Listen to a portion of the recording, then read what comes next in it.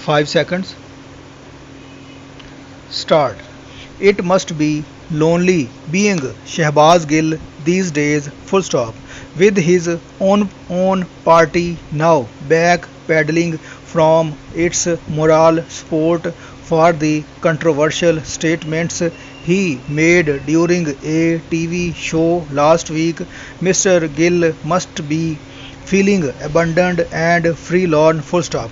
The unequivocal condemnations now being directed at him by other PTI leaders threaten to blow away the fig leaf of his only plausible defense that the most problematic remarks he made were never intended for the armed forces but were directed at civil servants instead.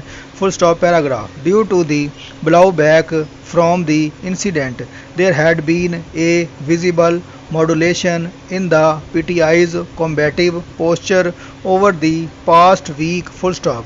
Till yesterday, it seemed the party's leadership was reconsidering its tactics to pressure the security establishment to reconsider its alleged backing of the incumbent regime. Full stop.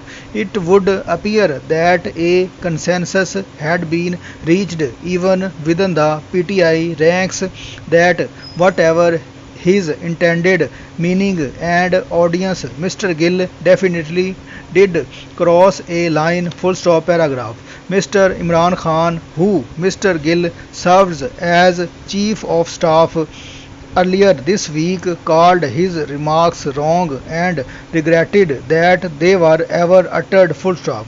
Just a day later, one of Mr. Khan's closest confidants went so far as to call for legal proceedings against Mr. Gill because such statements cannot be acceptable. Full stop. It seems that they had realized that Mr. Gill may have poked a sleeping beast right in the eye. Full stop. There now remains the important question of whether Mr. Gill made those remarks of his own accord or whether he was dictated or handed a statement to deliver. Full stop. The government is hell bent on proving the latter, as is evident from its tug of war over Mr. Gill's custody, which devolved into a 2 hour standoff between the Rawalpindi and Islamabad police late Wednesday night. Full stop paragraph.